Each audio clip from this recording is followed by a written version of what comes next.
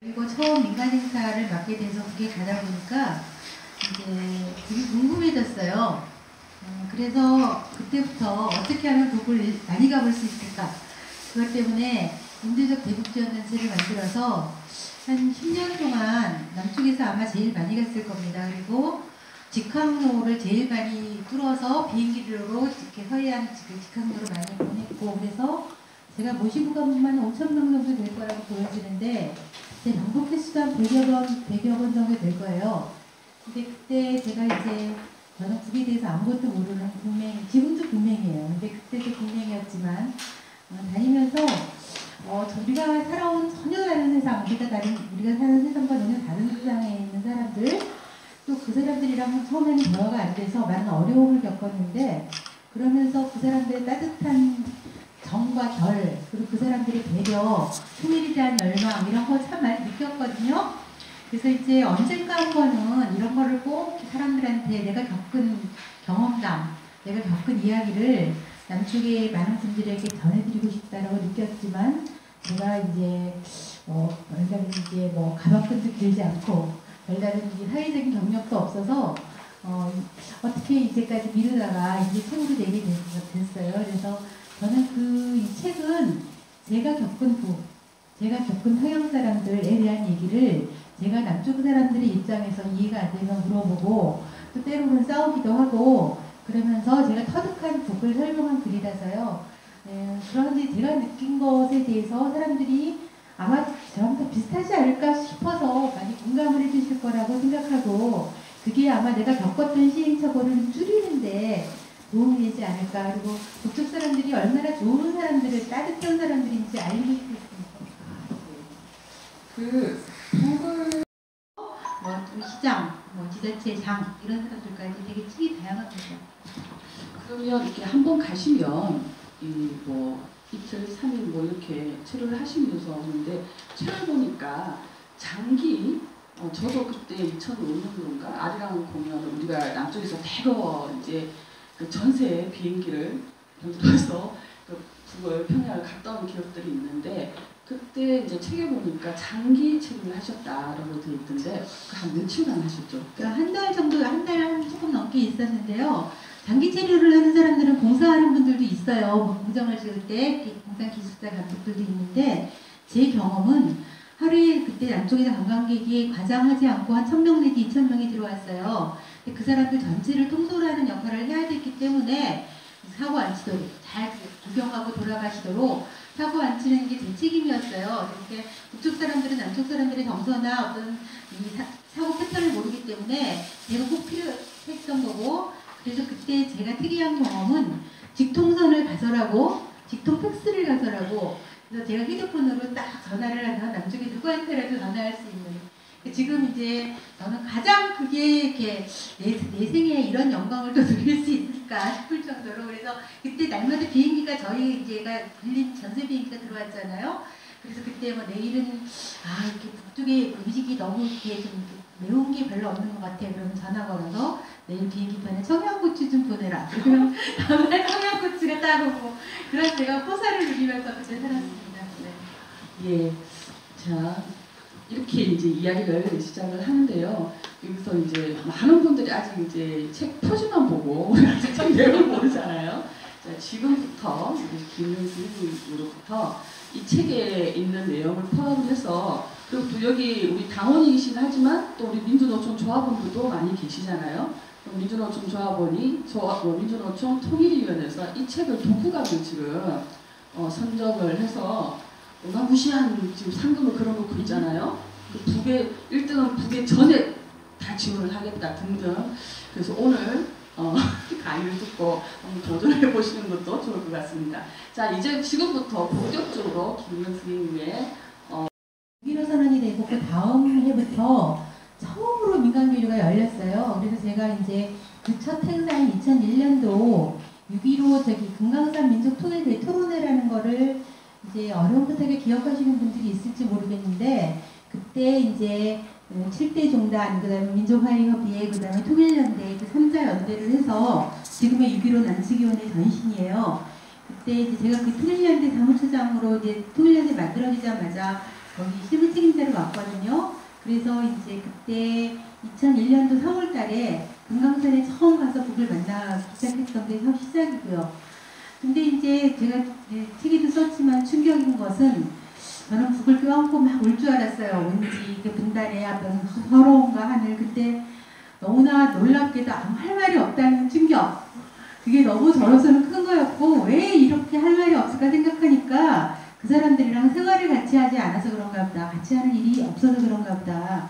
그런 것들 때문에 그러니까 일상적으로 북을 갈 핑계가 뭐가 없을까 생각하다 보니까 이제 그때 대북 지원단체들이 이렇게 막 북을 참 자주 가더라고요. 그래서 저는 그때 이제 진보를 대표하는 사람이었지만 우리도 뭔가 지원을 할 수 있을 거야. 그걸로 그 핑계로 북을 좀 가볼 수 있겠지? 라고 생각하고 이제 인도적 대북 지원단체를 차리면서 그 다음부터 이제 무수한 이제 협력서, 이런저런 건들을 창조하기도 하고 제안하기도 해서 국가 교류 협력하고 싶어하는 분들을 다양하게 이제 그분들과 함께 북을 갔기 때문에 저는 그냥 북을 관광을 간 게 아니라 주로 대북 사업을 하러 간 거였거든요. 그러다 보니까 제가 원래 소원을 이렇게 마음을 품고 있었던, 같이 일하다 보면 이 사람들에 대해서 알게 되겠지, 그런 어떤 사연들, 스토리들이 많이 만들어지게 된 것 같습니다. 그 다음에 이제 정서도 되게 비슷해요. 정서도 되게 성질 급한 것도 비슷하고, 정이 많은 것도 비슷하고, 그래도 다 똑같고, 그 사람들도 다 출근해요. 출근해서 월급 받고 살아요. 그래서 그럼 우리가 처음에 갔을 때는 여기가 우리랑 뭐가 다르지? 이게 이해가 잘 안 돼요. 그래서 이제 제가 제일 이제 첫 번째 하는 강의가, 그 사람들은 월급이라고 하지 않아요. 그냥 임금이라고 하지 않고 생활비라고 얘기하거든요. 그러면 월급과 생활비 무엇이 다를지 이거를 설명을 간단하게 좀 드리도록 하겠습니다. 왼쪽에 보시면 우리 임금이에요. 쥐꼬리만한 월급으로 다 자기가 보장해야 돼요. 굉장히 비싼 월세를 내야 되고, 교육비 엄청나죠. 이런 그 모든 거를 다 이제 이렇게 만들고 있는데, 북 같은 경우에는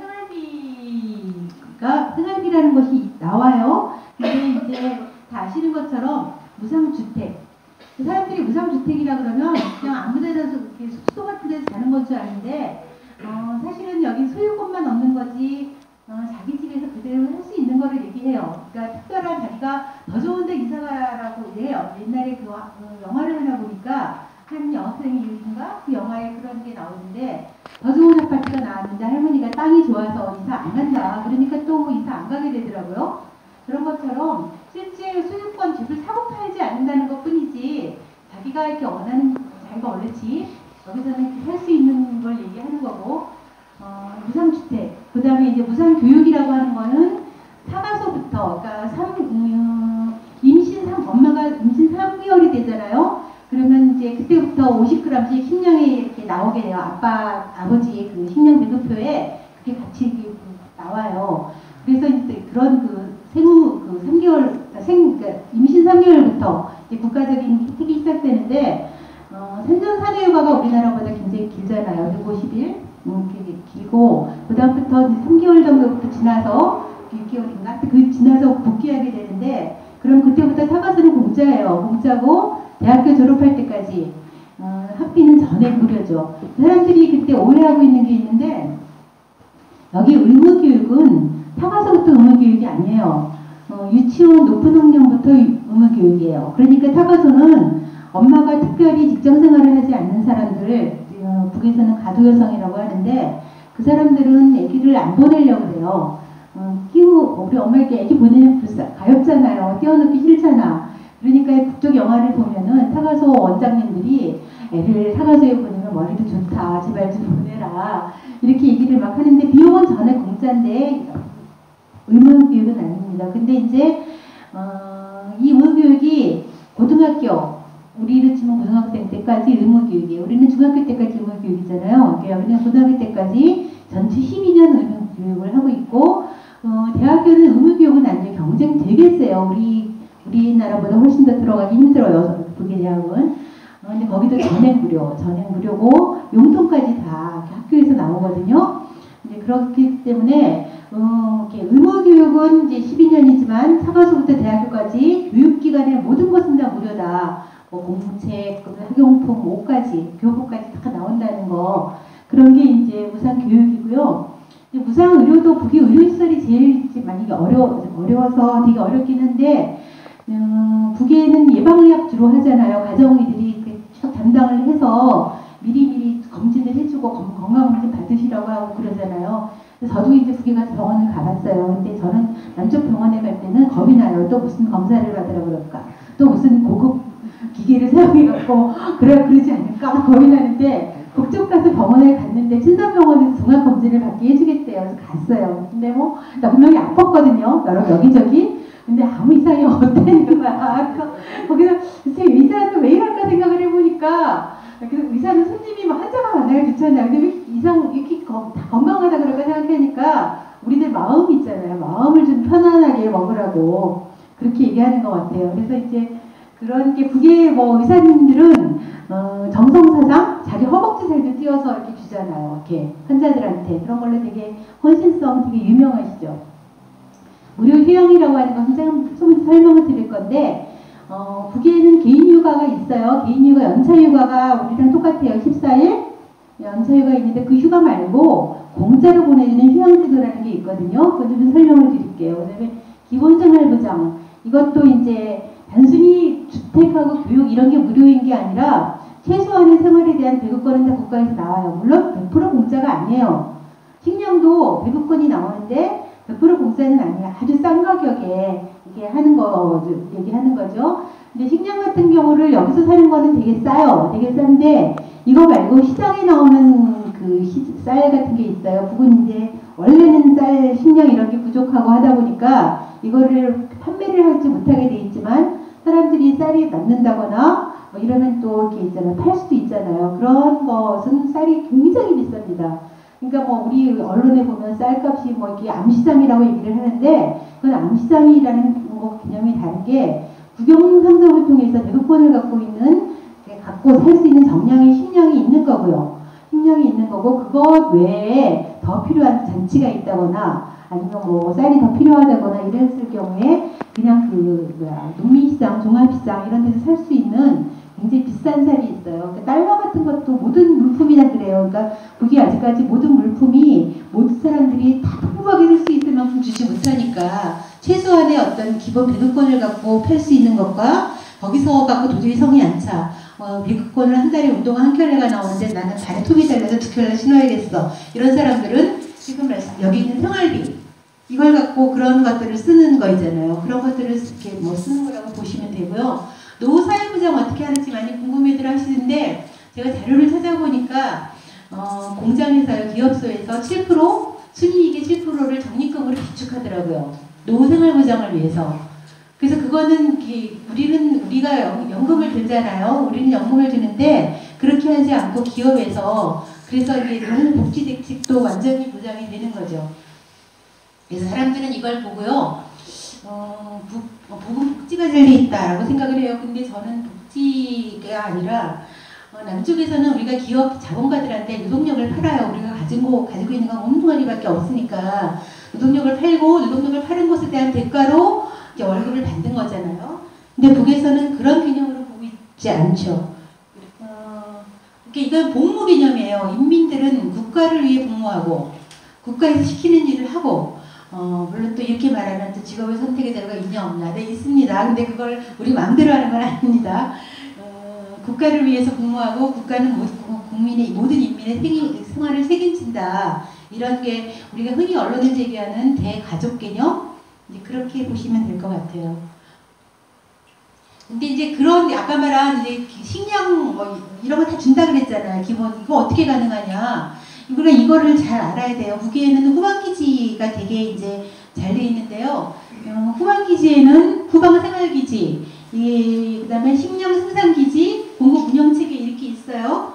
근데 이제 이 체계를 남홍청년화학연합기업소라고 요새 이제 북에서 굉장히 잘 나가는 연합기업소인데 여기 전 직원이 12,000명이래요. 근데 그 중에 9,000명이 후방산업이라는 거야. 그러니까 기업 요새 북이 전 자동화 무인화 시스템 되는 데가 되게 많거든요. 그러니까 북의 생산력 노동자 수를 줄이고 이런 사람들을 전부 다 후방 사업으로 배치하는 거예요. 그럼 후방의 문제를 좀 살펴보면은 주택 건설. 그러니까 아까 우리가 주택 공짜라 그랬잖아요. 이거 국가에서 지어주는 거 아니에요. 국가에서 지어주는 게 아니라 공장 근로자들의 집은 공장에서 지어요. 그래서 이제 공장을 짓기 시작하면 근로자들이 살 수 있는 집부터 먼저 지어요. 그러면 공장이 아예 없는 곳은 어떡하냐. 그 세포 등판 같은데 엄청난 공사들, 완전히 세계 가장 뉴질랜드보다 2배가 더 큰 세계 최대 공장을 시설 거기를 만들 텐데 그럴 때는 어떻게 집을 어떻게 먼저 짓는 사람이 없는 데인데 그럴 때는 우리가 말하는 성년동맹, 김일성, 김정일 성년동맹 사람들, 성년들 중에 돌격대가 있어요. 그 사람들과 군인들이 와갖고 집을 쭉 짓고 돌아가는 거거든요. 그래서 국가에서 여기 지어라 그러면 얘가 여러 청년들이 와갖고 집을 뻔듯하게 짓고 가고 그러면 그 다음부터 이제 공장에 들어오기 시작하고 이렇게 되는 거죠. 그래서 이런 주택 건설부터 먼저 시작을 하는 거고 그 다음에 이제 쌀, 남새 북에서 남새를 채소를 남새라고 그러죠. 그 다음에 축산 요새는 그래서 후방기지라고 안 하고 후방축산기지라고 얘기해요. 왜냐하면 예전에는 북에 가서 고기 먹기 힘들었어요.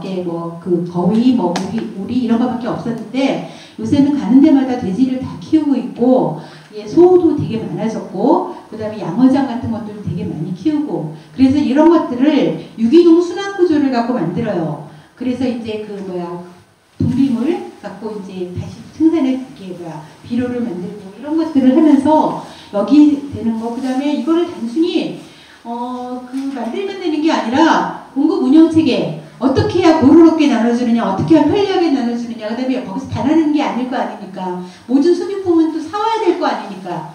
소비품을 그 군에서 만드는 것도 있지만 모든 소비품을 사올 수 있게 다 만들 수 있는 건 아니기 때문에 그런 것들을 이렇게 짜고 들어서 사갖고 오고 공급하고 이럴 수 있는 어마어마한 운영체계가 필요합니다. 이 전체를 후방기지라고 얘기를 하고 북에서는 이 후방사업이 되게 중요하다고 생각을 하는 거죠. 왜냐하면 노동자들이 잘 먹고 잘 살아야지 또 이제 그 기운에서 일할 거 아닙니까? 제가 이제 생활에 대해서 마지막 부분으로 이 부분까지 설명을 드릴게요. 아까 제가 설명을 드린 건데요. 북에는 연차휴가 이렇게 14일 이렇게 주는 연차휴가가 있고 그거 말고 휴양제도가 있어요. 근데 그 휴양제도는 다시 2가지가 있다 그래요. 그게 이제 휴양과 정양인데 사람들이 그러면 휴양은 건강한 사람들이 그냥 이렇게 일종의 그냥 놀러 가는 거예요. 근데 그 정양은 뭐냐? 나는 아파서 가는 줄 알았거든요. 근데 그건 병가요. 그건 아예 수술을 한다거나 장기적인 치료가 필요한 사람들은 요양을 가요. 그럼 정양은 어떤 사람이냐? 나 너무 열심히 일했어. 나 좀 쉬어줘야 돼. 힐링이 필요해. 이런 이제 충전. 근데 그러면 이거는 휴양제도 이걸 어떻게 되는 거냐? 그러면 이제 그 공장 기업소마다 전부 다 그 휴양소가 다 따로 있어요. 특히 큰 기업들은 다 있어요. 그런데 우리말로 하면 경치 좋은데 펜션이 있는 거예요. 대규모 펜션이 이렇게 숙소가 있는 거고 거기서 모든 이제 기간은 보통 5일에서 15일, 보통 한 15일 정도 간다 그래요. 15일 정도 가서 저녁 놀고 먹는 거야. 그냥 놀고 먹는 게 아니라 이렇게 체육시설도 있으니까 독서를 하기도 하고 체육을 하기도 하고 더 좀 신기한 거는 이제 지방에서는요 평양에 올라와요. 그리고 백두산도 가고 외양산도 가고 칠곡산도 가요. 그때 그래서 이제 제가 옛날에 이제 평양 갔을 때 옥류관에 보면은 옥류관이 하루에 10,000명이 들어간다고 하는데 평양 시민들이 어떻게 10,000명씩 저기를 들어갈까 나 좀 의아했거든요. 근데 가는 데마다 이 단체 버스가 줄줄이 있고 노동자들이 쭉 줄 서 있는 거야. 저 사람들은 뭐지? 하고 이해가 안 됐는데 제가 이제 공부를 하다 보니까 휴양소에서 올라온 사람들인 거예요. 옥류관에 공짜로 가는 거죠. 그 돈은 기업소에서 내는 거죠. 기업소에서 내는 거고 거기서 냉면만 먹는 게 아니거든요. 그게 아니라 감자전도 나오고 튀김도 나오고 맥주도 나오고 대동강맥주, 예. 그거 다 공짜인 거예요. 공짜고 그 백두산도 가고 청명도 해적지도 가고 그 다음에 아리랑 공연도 보고 뭐 있잖아요. 예. 이런 거를 그러면 뭐 노상관할 수는 없어요. 내가 이게 통일부 자료를 보니까 100명 정도의 기업소에 분기별, 그러니까 한 4분기가 있잖아요. 그때 한 서너 명씩 간다 그래요. 근데 이제 그거는 평균적으로 그렇다는 얘기고, 그때 과학자들이 뭐 위성을 쐈다, 암천봉을 세웠다, 그럼 무더기로 보내주는 거잖아요. 그런 것처럼 운이 좋으면 또 열심히 공장의 성과가 좋으면 전에 다 할 수도 있고. 그러니까 이제 김현희 씨가 그때 그 책에서 보니까 아니 휴가 때 아깝게 뭐 할라 재미없게 가냐, 다 친구들이랑 가는 게 좋지라고 말했는데 저는 거기에 가로치고 닫고 그렇게 말을 안 한 게 있다고 생각해요. 공짜인데 이런 거 있잖아요.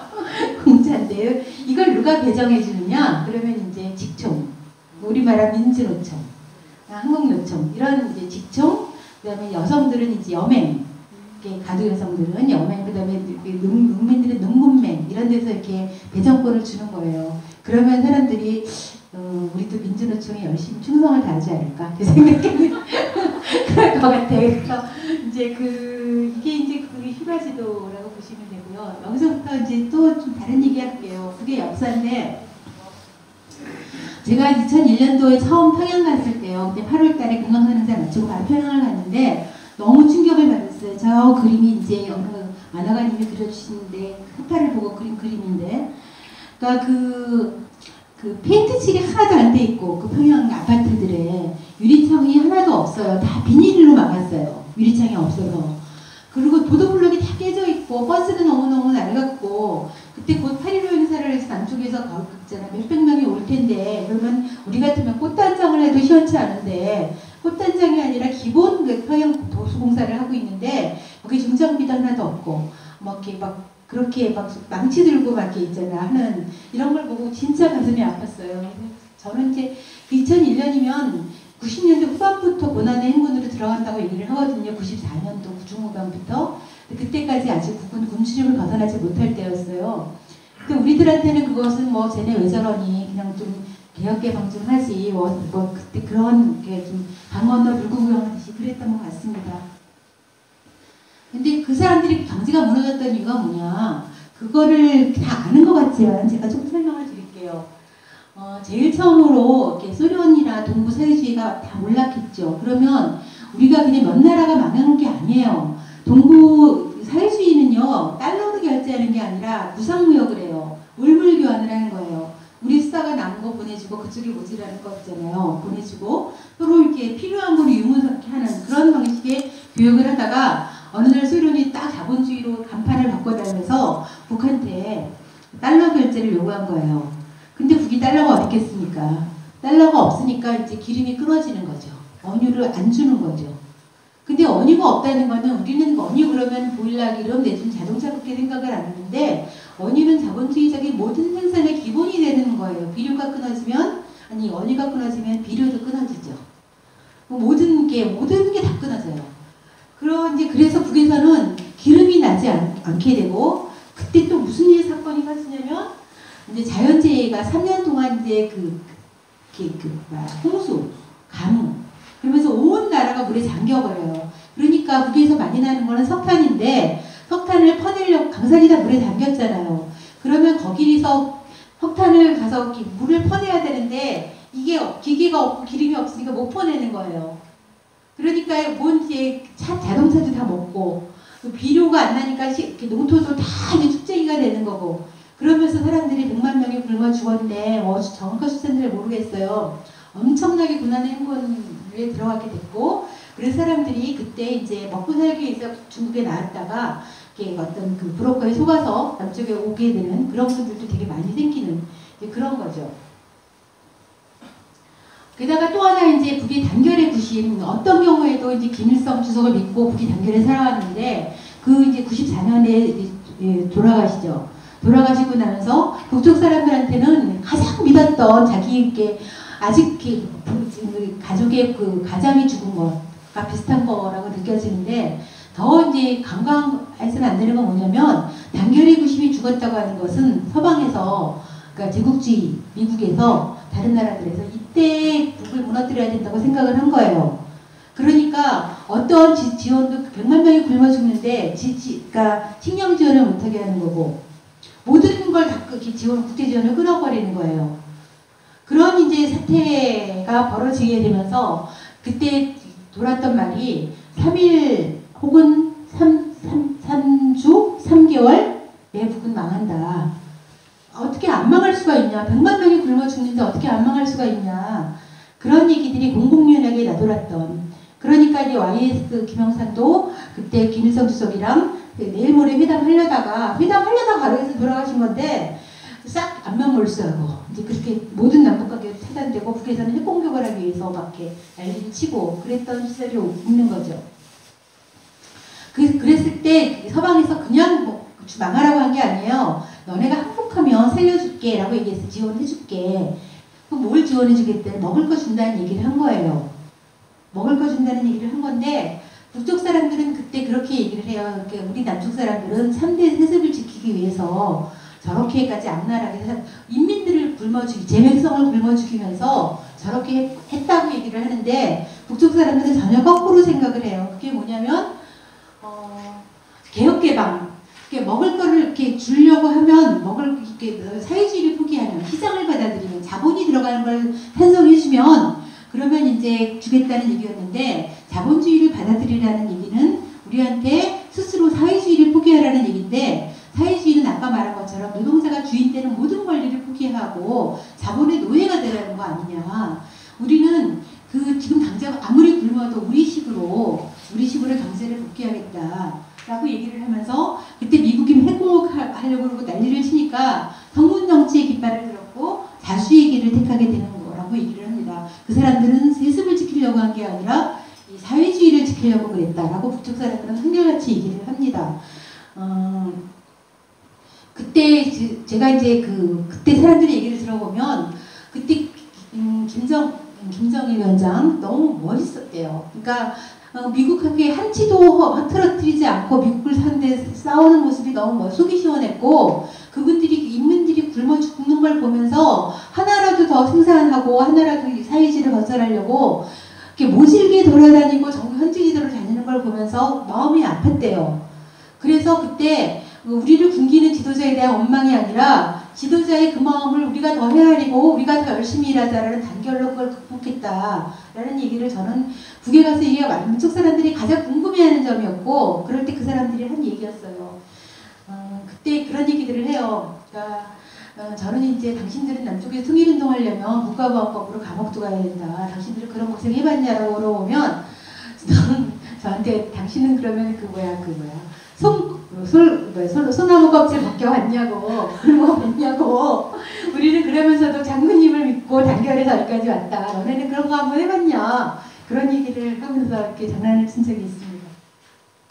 그들은 사회주의를 지키려고 하는 것이 가난한 사회주의가 아니라 그때부터 주장하는 게 우리는 북극 강성부국을 만들겠다. 그래서 우리 힘으로 자강력 대인주의로 나가겠다라고 주장을 했던 거죠. 그래서 제가 내 책에 있게 써왔고요. 이제 연합뉴스에서 책을 바로 선전을 크게 해주더라고요. 근데 그때 뭐라 그랬냐면 남쪽은 자본주의다. 여기는 자본의 힘. 그러니까 IMF 때 자본가가 투자를 안 하겠다고 하니까 해외 자본이 돈을 빼가니까 우리 벌벌기였잖아. 모든 근로조건을 다 악화시키면서. 지금도 자본가들이 깨갱하니까 탄력을 근로제니 뭐니 있잖아요. 근데 자본가들이 시키는 대로 제발 회사만 지어달라. 모든 조건은 다 양보할 수 있다. 우리는 당장 자본이 들어오지 않으면 공장은 누가 지어? 그러면 일자리는 누가 만들어줘? 그 생각이 국민들 누구나 머릿속에 있어요. 그래서 저는 우리가 그거를 자본주의라고 한다면 북은 자본이 없잖아. 자본가들을 거부했으니까. 그럼 그들은 뭘로 하려고 하느냐? 저는 사람주의, 있는 건 사람밖에 없는 거예요. 그래서 저는 남쪽이 자본주의다. 북은 사람주의다. 라고 남쪽이 자본주의라면 북은 사람주의 아니냐? 그랬더니 연합뉴스에서 그걸 막 크게 타이틀을 뽑아갖고 나 내일 모레 국보부에 들어갈지도 몰라 하고 이제 쫄았던 적이 있습니다. 근데 여기서 그 사람의 힘과 과학의 힘이라고 얘기를 했는데 사람의 힘이라는 것은 일치단결한 집단이 내는 인민의 힘이라는 얘기고, 과학의 힘이라고 하는 것은 북에서 나는 것은 사람이 있고 그 아까 말한 석탄 같은 거 북에서 날 수 있는 지하자원 석유가 안 나잖아요. 그러니까 여러 가지 북에서 나는 엄청난 지하자원들을 갖고 석유 대신에 무궁무진하게 개발을 할 수 있는 인적 자원. 그래서 북은 영재 교육을 어렸을 때부터 그렇게 시키는 거고, 어제 책에 썼지만 1등부터 꼴등까지 복도에 써붙이는 거고, 어렸을 때부터 영재 교육 시켜서 영재 교육까지 뭐 이렇게 영재 교육 영재 학교가 다 있어요. 북에는 모든 곳에 영재 학교가 있는데 그 제1중학교라는 이름 붙은 곳이 다 영재 학교예요. 근데 그 영재 학교에서 2번만 낙제를 하면 쫓겨나요. 그러면 이제 내가 생각하기에 가슴이 아파서 그 퇴학당한 애들 어떻게 그렇게 딱 봤더니 보통 중학교에서 1등부터 5등까지는 다 낙제당해서 쫓겨온 애들일 거야. 그래서 여기서 또 추천을 받으면 또 영재학교를 가요. 그리고 영재학교는 3학년 때부터인가 맨투맨으로 교사가 붙어요. 그러니까 거기는 내가 보기에는 북같이 악착 같은 나라를 본 적이 없어요. 자기네 나라에서 나는 자원으로 자기네 구국강벽을 만들려고 그렇게 악착을 딸 수가 없는 나라. 그런 점에서 성적 경쟁이라는 건 너무 당연한 거. 다만 이제 우리나라랑 다른 것은 우리나라 교육 경쟁은 학생들의 경쟁이 아니지 않습니까? 그건 학부모들의 경쟁이잖아요. 스카이 드라마를 보시면 아시겠지만 그건 뭐 불법이고 나발이고 전부 다 학부모들의 재력 돈 경쟁인 거잖아요. 그런 것처럼 북도 이제 그렇다는 거. 이제 여기서 이제 북의 기업소 주인은 누구냐? 이게 되게 어려운 문제입니다. 기업소 주인은 누구냐? 그러면 말은 쉬워요. 노동자. 되겠는데 그럼 이 사람들은 뭐냐? 그 노동자가 주인이라는데 정말 그럴까? 우리가 국민이 우리나라의 주인이라고 해도 정말 주인다운 우리가 이렇게 느끼고 있을까? 비슷한 고민을 하게 돼요. 근데 지배인은 공장의 모든 운영을 책임지는 우리말로 하면 사장이에요, 사장. 근데 이제 단순히 공장의 운영만 지는 게 아니라 아까 말한 후방 사업 있잖아요. 여기까지 다 결정, 공장을 지을지 말지, 주택을 지을지 말지, 이런 것까지 다 결정하는 분이고, 기사장은 그 회사에서 기술혁신을 해야 되는데 어디까지 기술혁신이 가능하고, 그러기 위해서는 나머지 문제는 수입을 해야 될지 말지, 기술력을 어떻게 높일지, 이런 기술적인 총책임을 지고 있는 사람이고요. 당비서는 그냥 아바예요, 아바이. 그래서 이렇게 맨날 이렇게 소설을 보세요. 여기저기 돌아다니면서 어디 인간관계가 막힌 데는 없는지, 누가 아픈 사람은 없는지, 나 사람은 여기서 게으름을 피운다고 하는데 속사정은 뭔지. 그러니까 사실은 이제 당비서가 하는 일은 그냥 마음씨 좋은 이웃집 아저씨라기보다는 당의 정책을 관철하는 일을 하는 사람이잖아요. 당의 정책의 최고가 뭐냐면 여러 가지 생산을 하는 것도 중요하지만 인민을 주인으로 되게 만드는 것, 그거기 때문에 그런 점에서의 모든 정책을 끼는 사람들을 얘기를 하는 거죠. 이 세 사람이 이제 중요한 결정은 해요. 그렇지만 대부분 사장님이 다 하시는 거고요. 당비서는 1년에 중요한 회의가 있을 때마다 당의 정책과 노선에 대해서 우리 기업소에서는 올해 생산 목표를 얼만큼 할 거고, 그렇게 하기 위해서는 물자를 어떻게 공급받을 거고, 우리가 어떻게 이렇게 생산을 다그칠 건지, 그러기 위해서 수방시설은 뭐가 필요한지, 이런 거를 이렇게 전체 회의를 통해서 결정하는 책임적인 역할을 하는 사람이고, 거기서 결정된 데 따라서 소소한 운영은 지배인이 다 한다는 거죠. 제가 이제 한 가지 경험을 말씀드릴게요. 제가 북의 용성구역에 된장 공장을 지었을 때였어요. 그때 안성시가 이제 지어주는 사업이었는데, 당시에 우리가 이제 7억 정도의 예산을 갖고 이제 어떤 기업계, 우리 기계 설계 사장님이랑 이제 텅킹방 기구로 계약을 하고 공장을 다 지었어요. 공장은 그 사람들이 짓고 우리는 기계 설비를 넣는 거죠. 근데 마지막으로 다 이렇게 하고 나서 이제 마지막 다음번에는 준공식을 인천 안성시에서 시장님이랑 오셔갖고 준공식을 하거든요. 그러면 그 전에 다 설치가 됐는지 마지막 시연을 하는 거였는데, 그때 이제 콩을 이렇게 삶아갖고 이렇게 이거를 갖다 약간 식힌 다음에 조기 위에 굴뚝 같은 게 믹서 같은 거예요. 저기다 쏟아 부으면 이렇게 이렇게 콤베어를 타고 내려와서 이제 이게 으깨지는 거 있잖아요. 으깨지면 예술을 이렇게 만드는 거, 그런 공정인 거예요. 근데 여기서 이제 지배인이 저한테 도대체 에스컬레이터 언제 들어오냐고, 에스컬레이터 언제 들어오냐고 저한테 물어보. 엘리베이터 둘 중에 하나는 들어와야 되는데 아무리 기다려도 안 들어온다. 그래서 저는 그때 이제 아니 그렇게 중요한 걸 안 넣었단 말이야. 그리고 이제 우리 그 통킹 방식으로 해줬다는 그 사장님이랑 같이 들어갔으니까 왜 그거 안 넣었어요? 그랬더니 그분이 자기가 사조, 뭐 오뚜기 별거를 다 자기가 지었대요. 근데 남쪽에는 어디도 그런 공장은 없다는 거예요. 그런 걸 요구하는 데가 어딨냐고. 그래서 제가 이제 드디어 더 하고 났죠. 우리가 다 공짜를 주었는데 말이지. 그런 거 30분까지 요구하냐. 그래서 이제 그 지배인한테 이제 그 화를 냈어요. 아니 그런 것까지는 너무 심한 거 아니냐. 그랬더니 그 사람이 내려놨는데 노동자들 허리 안 다치냐고. 그거는 가장 기본 아니냐고. 그거부터 들어가야 되는 거 아니냐고. 남쪽에는 그런 게 없다는 게 이해가 안 된다고. 그래서 저는 그러면 이걸 어떡하지. 그리고 이제 당장 이게 어떻게 돈이 없잖아 우리는. 안성시 그 조그만 인천 시가 14만 밖에 안 되는 시에서 7억을 내놓은 건데. 그래서 이제 어떡하지 막 그러는데 사장님이 나를 막 부르는 거야. 그랬더니 자기는 지금 기계공장 사장님이지만 원래 노동자 출신이라는 거야. 근데 나 이런 기업서는 본 적이 없대 남쪽에서. 여기 사회주의라더니 진짜 대단하다. 그러면서 자기 돈으로 이걸 설치하겠다는 거야.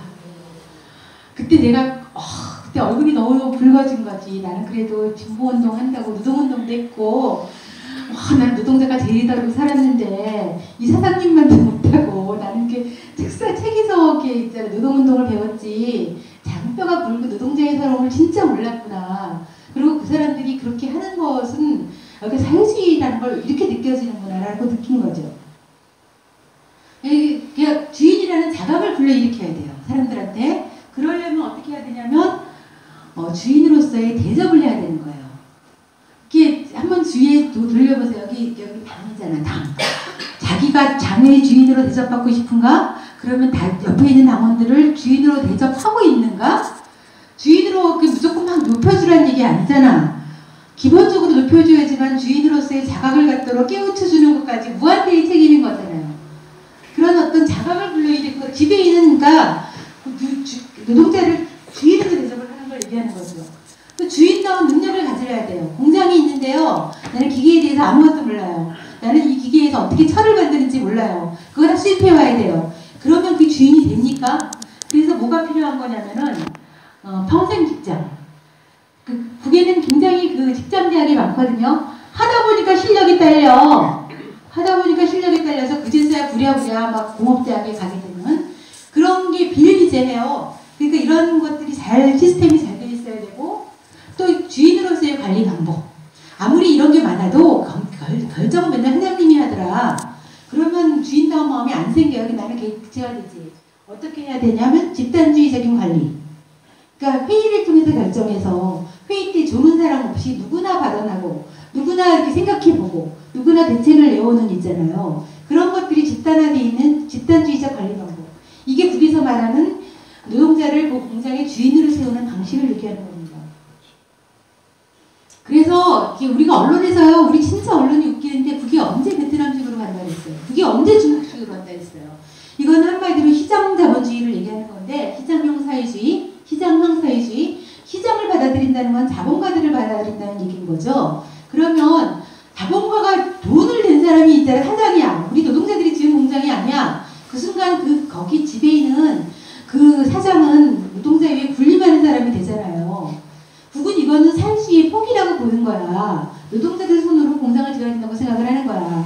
북이 물론 이렇게 시장이 있어요. 농민시장이라고 말하는 시장이 있는데 그거는 북이 아까 말하는 고난의 행군 때 배급이 다 끊어져 갖고 나라가 완전히 아웃됐을 때 그때 중국에서 이렇게 들어오는 밀무역 친척들한테 갖고 오는 걸로 몇몇이 버티던 시절이 있었어요. 그때 만들어진 게 농민시장인데 그거를 지금은 종합시장으로 개편하면서 북의 국영상점이 컨트롤하는 방식으로. 그러니까 언론에 보면 북이 날마다 이제 시장이 자본이 커졌다고 얘기를 하는데 그게 아니라 이 북은 계획경제와 이렇게 사회주의 시장경제 이건 서로 대립되지 않는다고 얘기를 해요.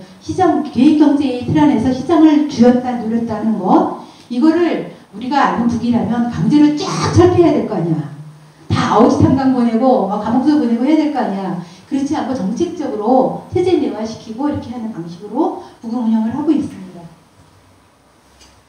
조금 이제 골치 아픈 얘기를 하자면요. 북을 이해하는 키워드는 집단주의입니다. 그럼 집단주의가 집단주의가 뭐냐? 그럼 집단의 이익을 우위에 놓고 집단을 발전 속에서 개인의 발전과 이익을 결합시킨다. 여기서 반대되는 말이 뭐냐면요. 전체주의. 그러니까 사람들이 흔히 집단주의 그러면 여기 진보운동하는 사람들도 북이 병영식 사회주의인 줄 알아요. 제가 이 책에서 가장 강조했던 게 북은 병영하고 무관해요. 그냥 군대같이 일사불란한 줄 알아요. 그렇지 않거든요. 그건 제가 좀 이따 얘기를 하기로 하고, 이 전체주의는 개인의 이익 따위는 돌아보지 않고 오로지 히틀러, 오로지 나치, 오로지 전두환 이런 사람들의 이익을 전체의 이익이라는 명명하에 개인을 희생시키는 것을 얘기하는 거죠. 또 반대되는 말이 뭐냐면 북에서 제일 싫어하는 말, 개인주의. 개인주의는 뭐냐면 집단주의 딱 반대예요. 개인의 이익을 중심에 놓고 집단의 이익을 개인의 이익에 분모시킨다. 모든 관료 비리자들, 모든 부정부패 이런 사람들은 자기 게 먼저야. 그리고 나라 건 좀 띵가먹어도 돼. 이게 그러니까 사람들이 개인주의 이러면 다 이거 좀 아닌 것 같아라고 생각하는데, 집단주의 그러면 그거 좀 전체주의 같다라고 생각하거든요. 집단주의는 그런 게 아니에요. 지금 또 하나 한번 볼게요. 여기 공동체주의라는 게 있어요. 우리는 공동체주의 그러면 그건 좋은 거야 라고 생각하잖아요. 근데 공동체주의는 이게 한살림 같이 어떤 특정한 부분의 이익에 대해서 맞춰서 같이 뭐 이렇게 뭐 시장 문제를 해결한다든가 이런 거잖아. 근데 공동체주의가 말하지 않는 건 뭐냐면 전체 이익이 먼저냐 개인의 이익이 먼저냐는 애매하게 얘기하는 게 공동체주의예요. 그래서 개인주의보다는 조금 낫지만 저는 개인주의랑 본질적으로 비슷하다고 생각을 해요. 그러면 집단주의는 뭐냐? 확고하게 나라, 조선, 우리 전체 마을, 우리 기업서의 발전을 먼저 놓고 그게 잘 돼야 나도 잘 되고 그게 잘 되게 하기 위해서는 내 능력도 키워야 되고 내가 어떻게 인정받아야지 나도 또 이렇게 로얄티 좀 더 받을 거 아닙니까? 그런 어떤 시스템, 그런 걸 집단주의라고 얘기를 하는 거죠. 그래서 북에서 집단주의의 구호는 하나는 전체를 위하여, 전체는 하나를 위하여. 그러니까 모든 인민은 국가를 위해 복무하고 국가는 한 사람 한 사람 인민을 위하여 산다. 이런 거. 또 하나 가장 흔한 구호가 조선을 위하여 배우자. 학교마다 다 써있어요. 조선을 위하여 배우자.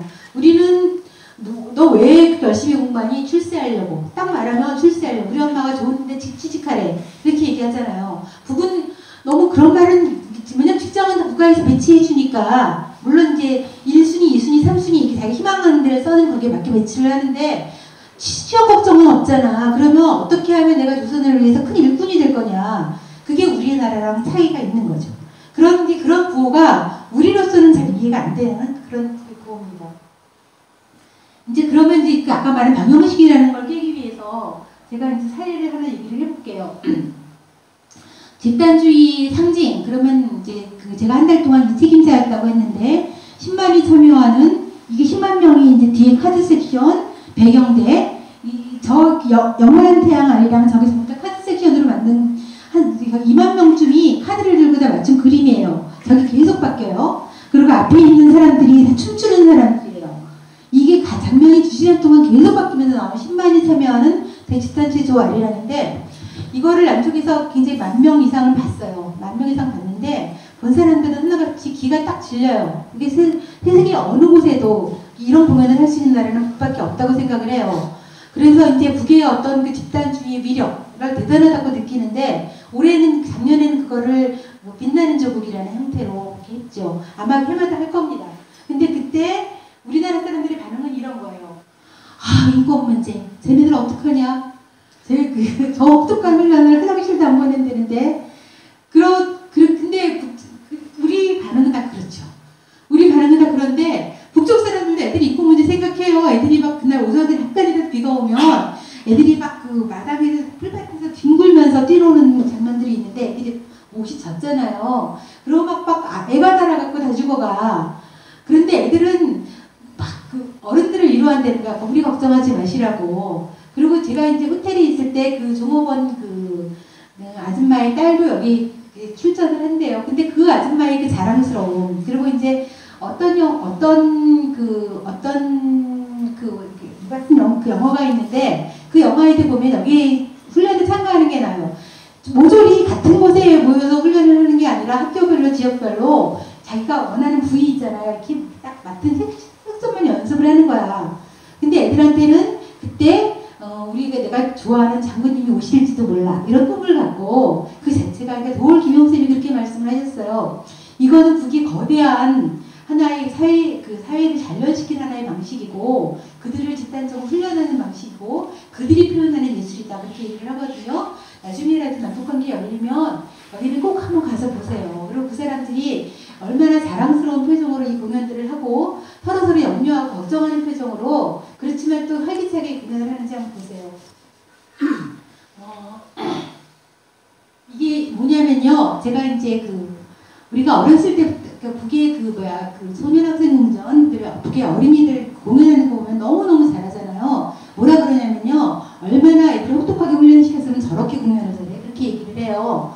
근데 이제 내가 김정숙 타가소에 갔을 때 얘기해요. 그때 왜 꼬마가 마지막 공연을 해야 되는데 그때 이제 이 돼지 머리털을 쓴 꼬마가 앞에 있는 애들이 나는 오리 꾀깨 뭐 나는 멍멍 이렇게 막 공연을 하는 건데 얘가 올라오더니 우리를 탁 째려보고 이제 꼬나보는 거야. 쫙 째려봐요. 그래서 제 주눅 들었나봐. 저는 이제 우리 아들이 어렸을 적에 놀이방 가서 무대에 올라가서 막 울었던 기억이 나갖고 쟤도 그런가 막 어떻게 막 그랬는데 선생님이 기현이 얘를 이렇게 다시 데려가더니 몇 시간 몇 곡이 돌아가고 하는 걔를 데리고 왔어. 그래서 쟤 그냥 쉬게 하지. 쟤 또 올라왔네. 그랬는데 애가 이번에 노래를 너무너무 잘해. 목소리가 그렇게 좋아요. 그래서 아니 쟤 저렇게 잘하는 애가 아까 왜 그랬지? 라고 이제 우리는 이상하게 생각하고 그날 이제 공연을 마치고 나왔단 말이에요. 나왔는데 그때 어떤 장면이 벌어졌냐면 타가소에서 아주머니들이 후다닥닥닥 안으로 들어가는 거야. 그래서 생각해보니까 그때가 토요일이었어요. 토요일이었고 우리는 평양에 오니까 휴대폰도 없죠. 그러니까 막 너무너무 기분 좋게 막 날마다 관광 다니죠. 그러니까 이제 세월이 가는지도 모르고 토요일인지도 몰랐는데 북에는 주탁이라는 게 있어요. 그때 이게 일주일에 한 번씩 집에 돌아가는 그런 주탁 제도가 있거든요. 얘네들은 주탁하는 애들이었던 거야. 그러니까 이제 애들이 엄마가 온다 그러니까 이제 근데 우리가 늦게 갔어. 토요일인지도 모르고 신나게 낮에 놀다가 늦게 가니까 다 이제 남쪽 손님 안 오시는갑다라고 생각하고 이제 옷 입고 가려고 하다가 우리가 늦게 들이닥치니까 옷으로 다 벗기고 공연을 시킨 거야. 그러니까 열 받잖아요, 애가 열 받으니까 우리를 째려보는 거야. 집에 가야 돼. 집에 갈 때 그들이 뭔데 막 그랬잖아요. 그때 제가 느낀 충격 네 살인가 5살짜리 애가 한 번도 지지 않고 우리를 때려보든 그게 있잖아요. 우리가 근데 북에 있잖아요. 봄이 오는 소리라는 유튜브에 북에 유치원 영화 다른 거 있어요. 거기서 보면 유치원 선생님이 해주는 거는 뭐냐면 어떤 선생님이 자기 어렸을 적에 북글씨 이거에 이제 재능이 있었는데 엄마가 못하게 했거든요. 그래서 유치원 선생님으로 오면서 자기가 못 이룬 꿈을 애들한테 얘기해야지. 북글씨 신동을 발굴하는 거 막 다녀. 근데 자기가 발굴하는 애들은 다 아니야. 그리고 어떤 선생님은 애들의 재주를 너무너무 희한하게 알아갖고 막 얘를 이런 신동으로 키워내고 저런 신동으로 키워내고 막 그래요. 제가 실제로 가본 적이 있던 신의주 유치원 얘기예요. 신의주 유치원 얘기인데 그때 그 선생님이 기가지고 그 유치원 원장한테 저 선생님은 저렇게 신동을 잘 키워내는데 재간동이를 나는 왜 이러죠? 그러니까 이제 원장 선생님이 그러니까 애들이 꿈을 꾸는 소리에 귀를 기울여라. 애들이 꿈속에는 애들이 꿈을 상상하는 것 같지만 그 꿈을 귀를 기울이면 거기에 답이 있다. 그래서 애들이 꿈을 꾸는 소리를 들으면서 애들이 무엇이 관심 있고 어떻게 해야 재능이 커지는지 그런 거를 발견하게 되니까 거기 사교육은 없죠. 근데 타가소 때 유치원 때부터 애들이 관심을 계속 선생님들이 고양시켜주는 거야. 그리고 그 신의주 유치원의 북글씨 선생님이 새로 발굴한 아리랑이라는 글씨, 호랑이 글씨처럼 되게 멋있어요. 아리랑이라는 글씨는 그때 이제 김정일 국방위원장한테까지 보고가 돼서 그 글씨체로 아리랑 글씨체를 만들으라고. 그래서 그때 유치원 책에 보면 유튜브에 보면 원장 선생님이 뭐라고 얘기하냐면 우리나라에 그만한 글씨체를 쓰는 사람이 없어서 5살짜리 아이가 쓴 글씨체를 아리랑의 대표 글자로 내세웠겠느냐. 그거는 그 아이를 위해서 전 국가가 근무하는 쭉 국가가 그 아이를 빛내주기 위해서 체계가 움직이는 그런 게 우리의 조선에 자라왔냐 그런 얘기 나오거든요. 그러니까 애들이 어떤 그런 작은 재능 하나하나가 꽃피우도록 전 체계가 움직여주고 선생님이 그 아이에 관심 가져주고 아이들이 선생님이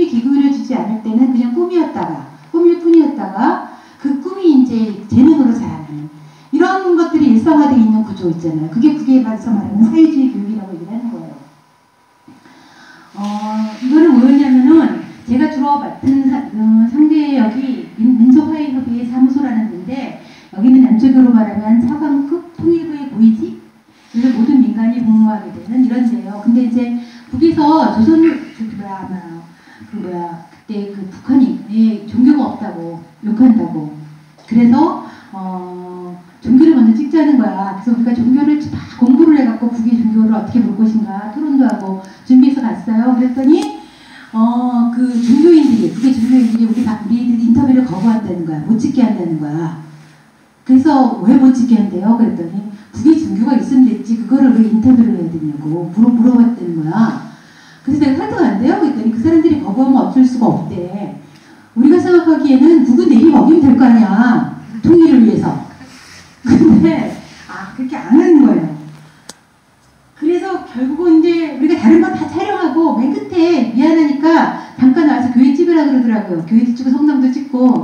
그래서 우리 가서 신나게 또 막 찍었어요. 그랬더니 그 사람들 그때서야 이게 언론하고 다르네. 언론사가 오면 막 꼴통 질문만 하는데 저 사람들은 착하네. 그러면서 이렇게 이럴 줄 알았으면 인터뷰를 해줄 걸 그랬다고. 이 얘기 속에서 뭘 알 수 있냐면 북이 진짜 내리먹이는 게 안 통하는 나라라는 거야. 아까 말한 그 5살짜리 꼬마가 대드는 거 보세요.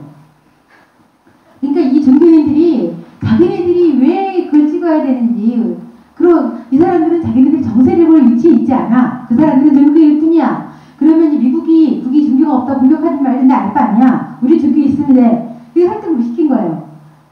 그러니까 이제 그런 어떤 이 사람들 내가 만난 사람들인데 이빨 3개나 빠졌고 제가 너무 안쓰러웠고 중국에 나서 치료해요. 그러면 공부해야 된다고 그 시간에 연구를 더 해야 된다고 이 사람은 그 당시에 기름이 없으니까 남쪽에 누가 와갖고 유채꽃에서 기름이 많이 난다 그랬나 봐요. 그래서 온 도시를 보면서 유채꽃 어디다 뿌릴까 그거만 연구하고 다니는 거예요. 이거 온 나라가 노랗겠네. 그랬더니 기름만 난다면야 그게 무슨 상관이지요. 그러고 지가 그러고 다녀요. 그리고 막 비가 안 온다고 그때 아리랑 때 좋아하시는 우리 단장님 이런 사람들 너무너무 이제 되게 다양해요. 제가 이제 인천이니까 이 얘기를 해드릴게요. 버스트레이디 북의 버스트레이디 리설주가 북에 여기 인천에 갔던 거 아세요? 아시죠? 그때 그 얘기를 좀 해드릴게요. 제가 인천시랑 같이 사업을 할 때였어요. 인천시가 그때 연입교를 놔서 공단을 만들고 싶어 했어요. 그래서 그게 이제 한 10억 상당의 지원을 쭉 했어요. 그리고 이제 분위기를 띄우려고 연입교는 나중에 일이고 일단 이제 그때 아시안 게임 육상 선수권이었구나. 아시안 선수권이 벌어져서 거기 북쪽 선수들도 오고 응원단도 왔으면 좋겠다고 요청을 한 거예요. 그러니까 이제 사람들이 이제 17번인가 심의협의를 했어요. 굉장히 많이 했죠. 그게 물건이 다 갔고 내일 모레 이제 아시안 게임이 와서 마지막 점검하는 개성에서 만났어요. 그랬더니 북에서 갑자기 못 온다는 거야. 선수단은 오는데 응원단은 안 된다는 거야. 그러니까 우리가 그때 갑자기 눈앞이 노란 거야. 안상수 시장이 당장 얼마나 길이 날뛰겠어요. 이게 응원단이 안 오면 흥행이 안 되잖아. 그러면 자기는 10억이나 퍼주고 이제 이분과 떨어질 거 아니야. 그 욕을 얼마나 해야 되겠어요. 이제 그런 것 때문에 나는 막 글쎄 왜 못 온다는 거예요. 그랬더니 아시안 육상선수권 대회는 10초면 공연이 끝나지 않냐고. 이게 무슨 축구나 이런 것처럼 오래 할 게 없고 10초면 끝났는데 뭐가 응원할 게 있다고 응원단이 가냐고. 선수단만 가랬다는 거야. 이건 좀 답답한 얘기긴 한데 틀린 말 아니잖아요. 틀린 말 아니잖아요. 그래갖고 이제 우리끼리 이제 돌아와갖고 회의를 했어요. 회의를 했는데 그 전에 국적사 아무리 물어봐도 안 가르쳐줘요. 다만 그 사람들의 모든 태도에서 존경과 홍모의 마음 이런 건 절절히 느껴지죠. 근데 이제 그때 사람들을 기껏해서 이렇게 얘기해 준다는 게 뭐 좋아하시는지 아냐. 우리 김정일 위원장이 무오가리를 좋아하신다. 그래서 무오가리가 무말랭이에요. 무말랭이. 그 밥 한 공기에 무말랭이 한쪽 얹어서 드시고 또 길을 떠나신다. 이 사람은 너무 자랑스러워서 우리 위원장님은 너무 소박하시지 않습니까? 라고 얘기를 하는데 얼마나 갈 데는 많고 얼마나 시간이 없으면 저렇게 제기밥 같은 데다가 무 있잖아요. 이렇게 해서 그렇게 살았겠는가. 그러니까 북의 수련가는 뭐냐면 제가 볼 때는 가장 험악한 데를 다니는 최고 지도자한테 사람들이 그거를 보고 따라 배우고 그거를 보고 미안해하고 저걸 보고 나도 더 열심히 해야지 라고 생각하는 그런 마음들.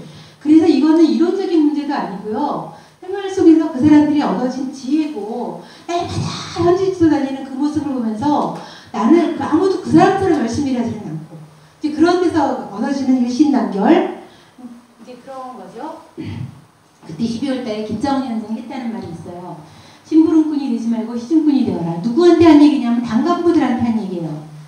당간부들한테. 그래서 내가 그때 이 말을 듣고 똑같은 말이잖아. 심부름꾼하고 시중꾼하고 뭐가 달라요? 물어봤어요. 그랬더니 심부름꾼은 주인이 심부름 시키면 하는 사람이래요. 너 가서 식기 사와, 너 가서 술 사와. 그러면서 심부름 갔다 오는 사람인데 시중꾼은 뭐냐면 주인 어르신께서 밤새 잠은 잘 주무시는지 어디 아랫목은 따뜻한지 가다가 뭐 오기 마르시는 않는지 주인이 화가 났는지 어디가 아픈지 그런 거를 주인의 안색을 확 보고 살피고 밤새 지키고 그래서 요구하는 게 있으면 알아서 갖다 바치고 이런 사람들이 이게 시중꾼이라고 얘기를 해요. 그때 그 북쪽 김정은 위원장이 이런 말을 규시를 내렸다는 거야.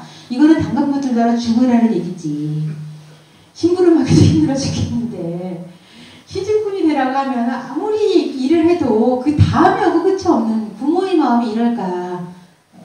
어린아이들 키우는 부모의 마음이 이럴까. 그런 마음을 보고 배우라라고 얘기를 저는 실제로 그런지 안 그런지는 뭐 제가 살아보지 않았으니까 잘 모르지만 실제로 그 사람들이 느끼는 이런 마음 속에서 자기 생활을 돌아보고 이런 마음들이 있잖아요.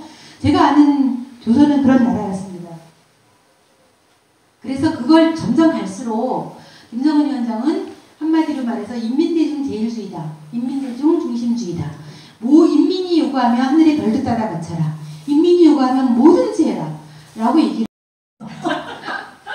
그게 정말 전무후무한 엄청난 결정을 바꾼 그런 일이었고 그 당시에 제가 인천에 우리 진보운동이 얼마나 열심히 했는지 아냐고 강력하게 호소하는 거 있잖아요. 그거를 갖고 이렇게 해준 거예요.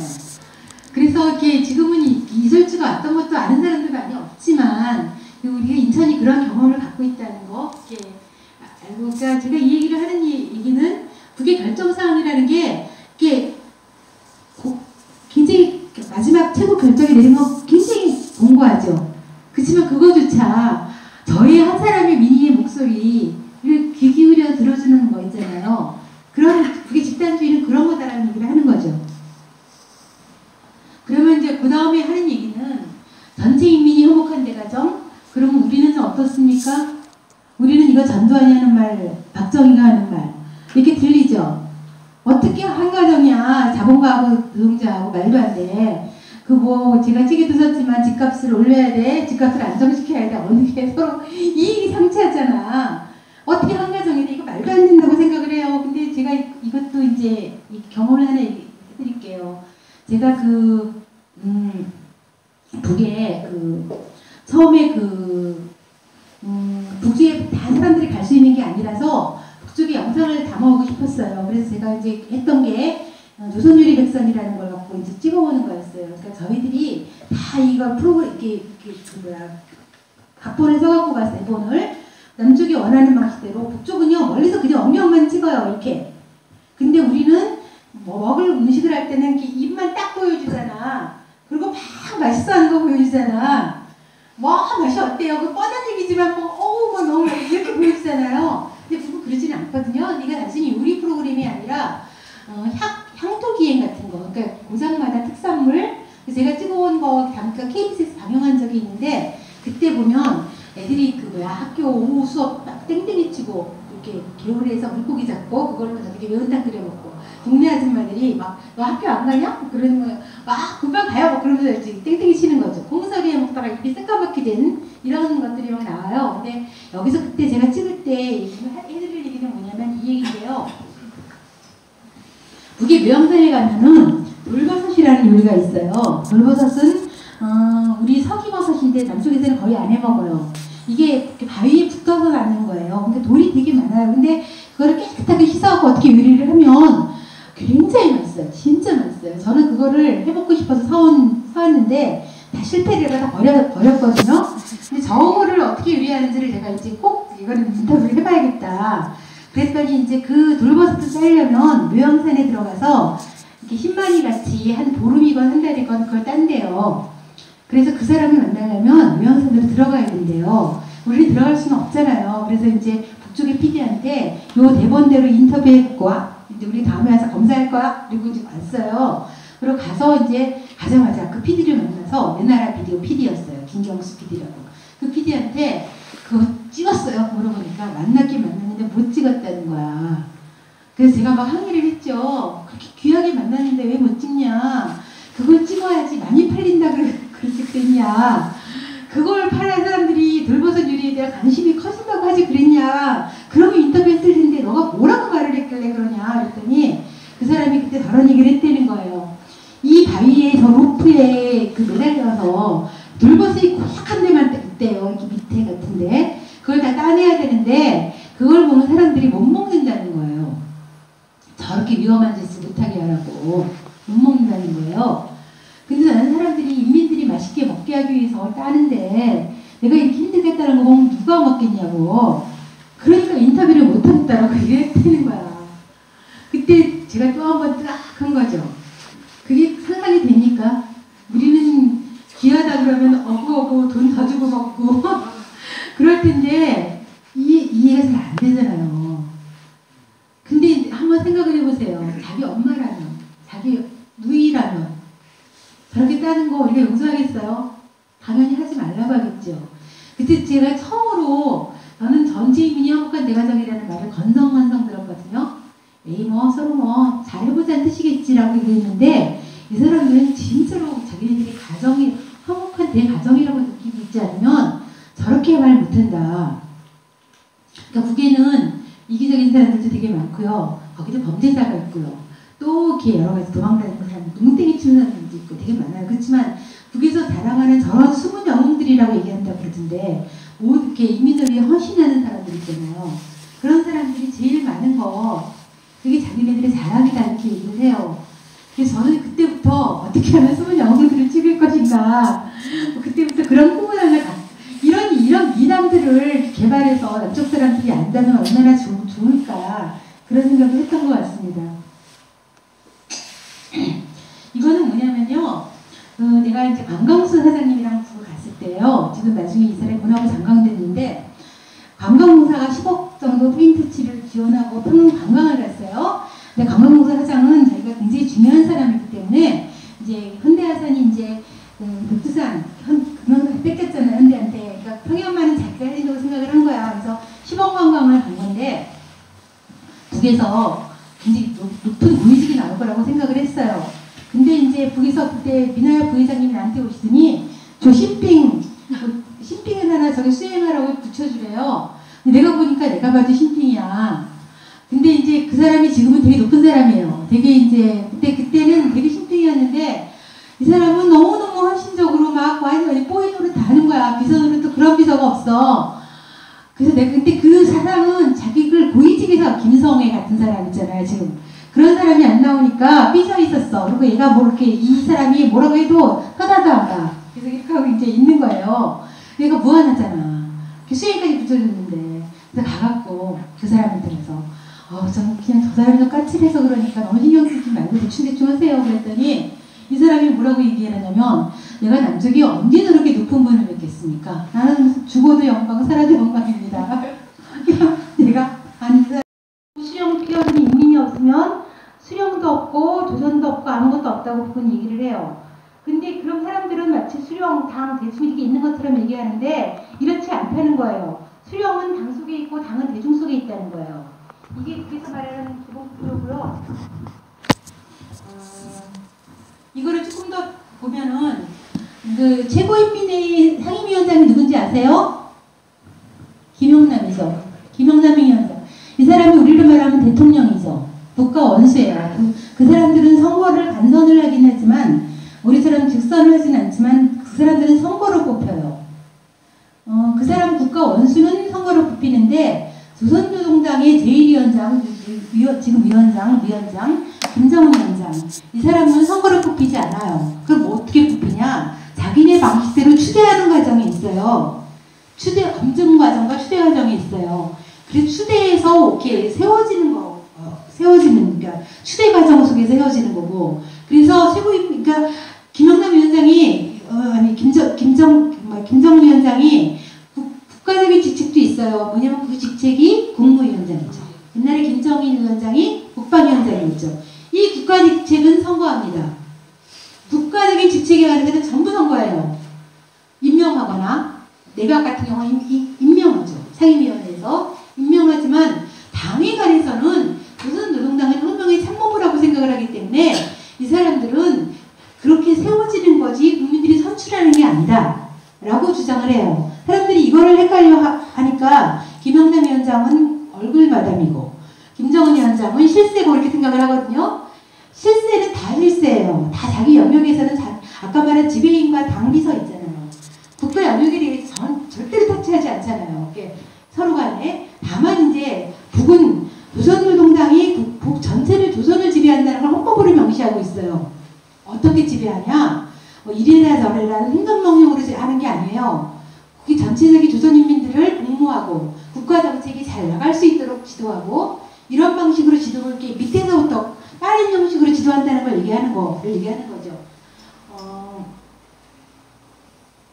그래서 북에서는 보면 조선노동당 모든 국가의 주권은 인민위원회에 있거든요. 인민위원회는 선거를 뽑죠. 정부 선거 지방위에 그다음에 있거든요. 정부 선거를 뽑고 조선노동당 이것이 맞물려 들어가면서 조선이라는 민주주의 인민공화국 헌법체에 의해서 움직여지는 이런 나라가 확립이 되는 거죠.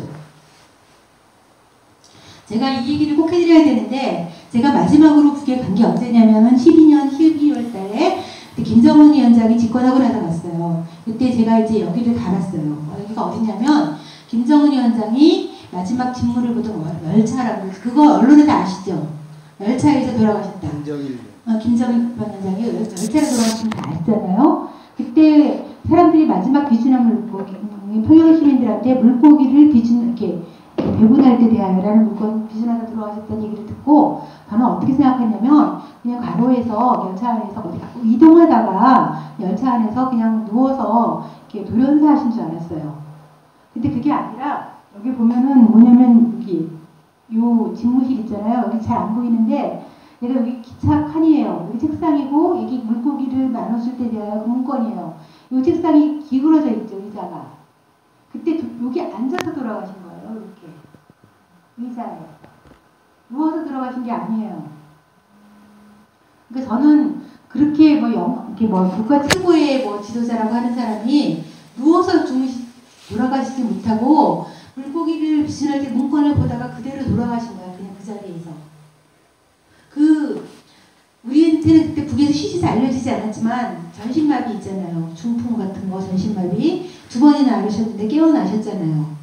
그때 아직 휴배체제가 안비되어 있지 않고 이러다 보니까 돌아가시지도 못하고 살아나셨던 것 같고 이제 여기서 이렇게 마지막까지 저는 그때 이 장면을 보면서 너무 충격을 받았어요. 어떻게 저렇게 마지막까지 다리 한 번 못 뻗고 저렇게 돌아가셨을까.